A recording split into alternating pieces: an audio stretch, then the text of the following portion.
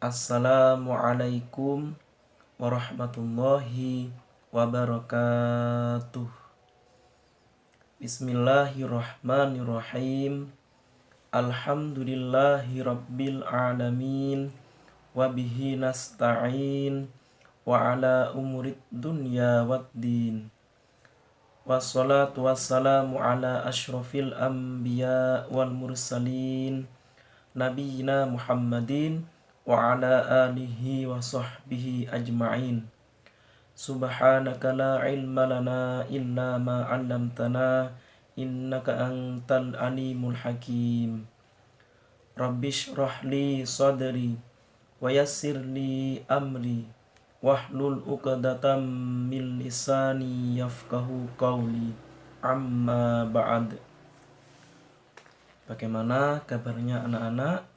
Alhamdulillah sehat, alhamdulillah baik, penuh semangat gitu ya. Kenapa ustadz dan ustadzahnya setiap kali sebelum memulai pelajaran menanyakan kabar?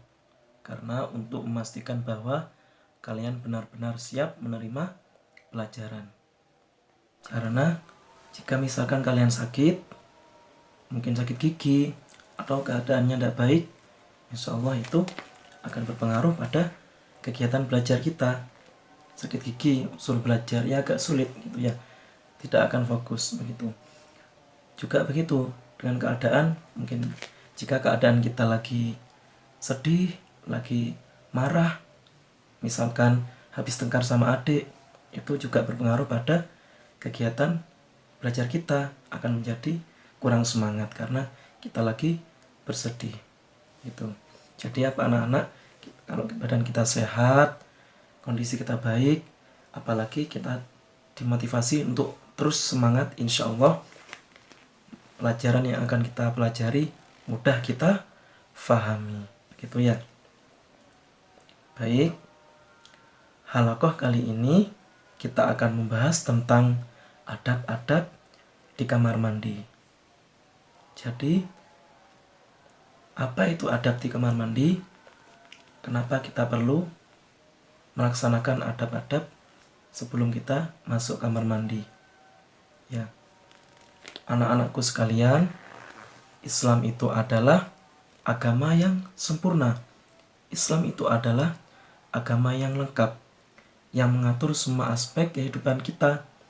Bagaimana kita di hadapan guru kita, adab kita cara bertanya kepada guru, adab kita berbicara kepada kedua orang tua, dan bagaimana cara kita berbicara kepada teman. Semua itu ada adab-adabnya, ada tata caranya, ada etikanya, ada aturannya begitu. Bagaimana dengan terkait adab-adab di kamar mandi? Dengan adab di kamar mandi, bukan kita mencintai kamar mandi atau kita menghormati kamar mandi, melainkan yaitu yang pertama, kita mengikuti tuntunan Rasulullah. Bagaimana cara kita masuk kamar mandi? Supaya apa? Yang pertama, kita mendapatkan pahala. Yang kedua, kita terhindar dari hal-hal yang buruk yang tidak kita inginkan. Begitu.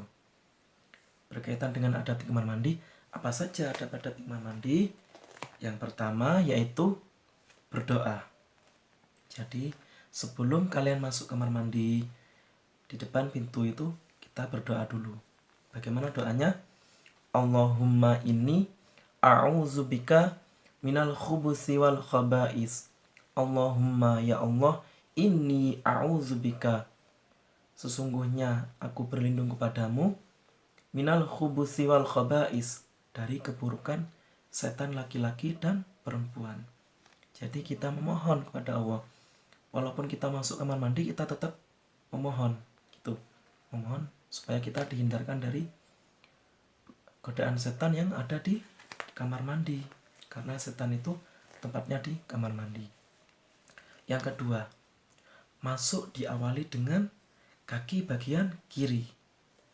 Rasulullah Shallallahu Alaihi Wasallam itu suka sekali melakukan sesuatu diawali dengan bagian yang kanan.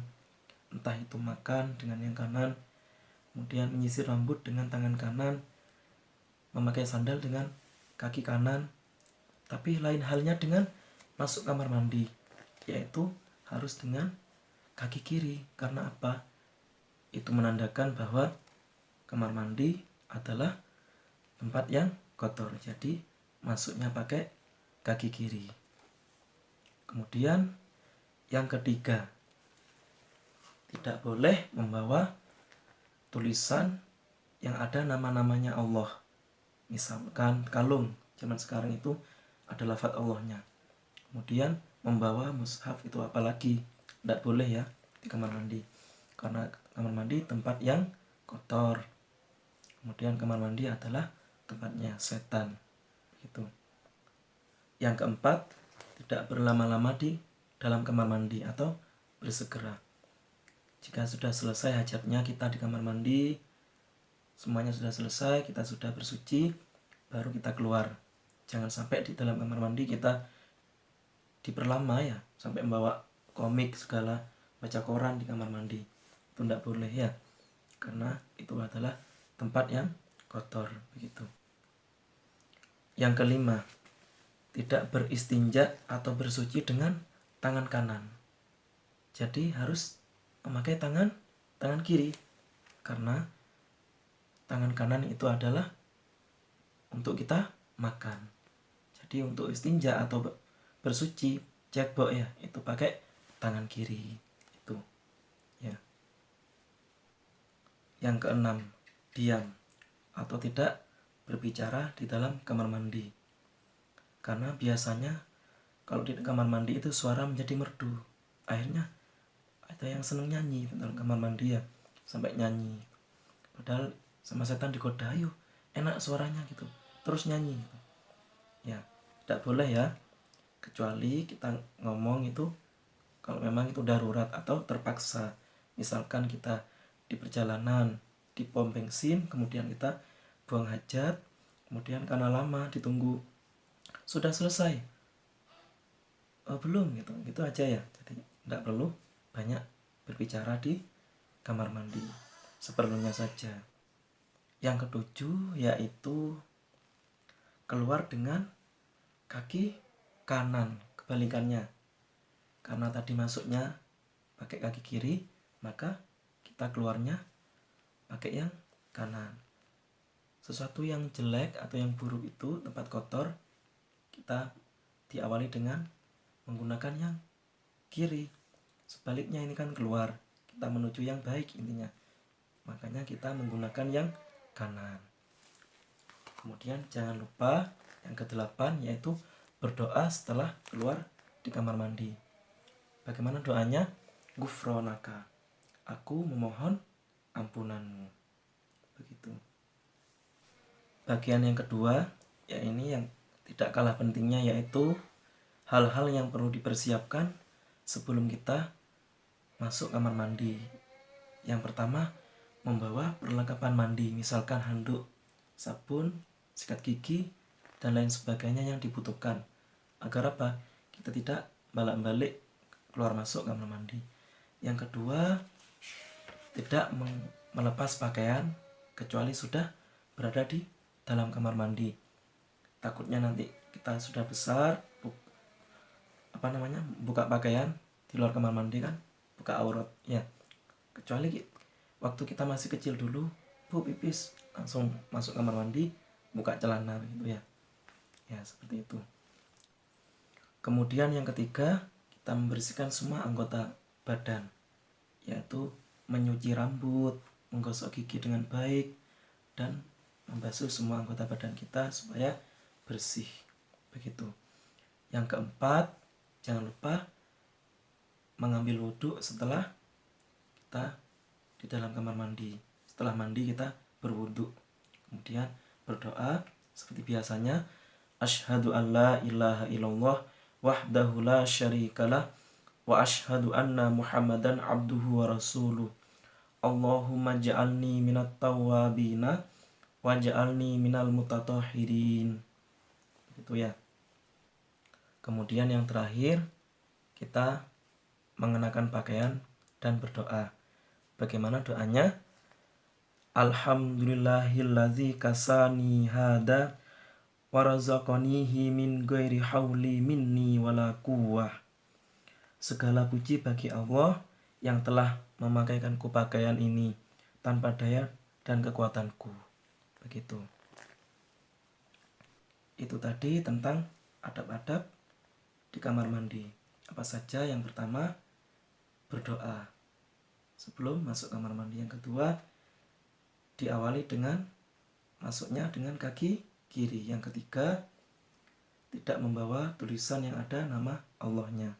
Yang keempat, tidak berlama-lama di dalam kamar mandi. Yang kelima, tidak istinja atau bersuci dengan tangan kanan. Yang keenam, diam, tidak banyak bicara. Yang ketujuh, keluar dengan kaki yang bagian kanan. Yang kedelapan, berdoa setelah keluar kamar mandi. Kemudian bagian yang kedua yaitu hal-hal yang perlu dipersiapkan sebelum kita mandi. Yang pertama, menyiapkan peralatan mandi, handuk, sikat gigi, dan lain sebagainya supaya kita tidak balik-balik. Yang kedua, melepas pakaian setelah kita ada di dalam kamar mandi. Yang ketiga, membersihkan semua anggota badan, mencuci rambut, menggosok gigi dan baik sampai kita bersih. Yang keempat, yaitu kita berwudu setelah kita mandi. Kemudian ditutup dengan berdoa setelah wudu. Yang terakhir, jangan lupa kita mengenakan pakaian, kemudian berdoa setelah mengenakan pakaian. Ini halaqah yang bisa saya sampaikan. Kurang lebihnya saya mohon maaf. Terima kasih. Wassalamualaikum warahmatullahi wabarakatuh.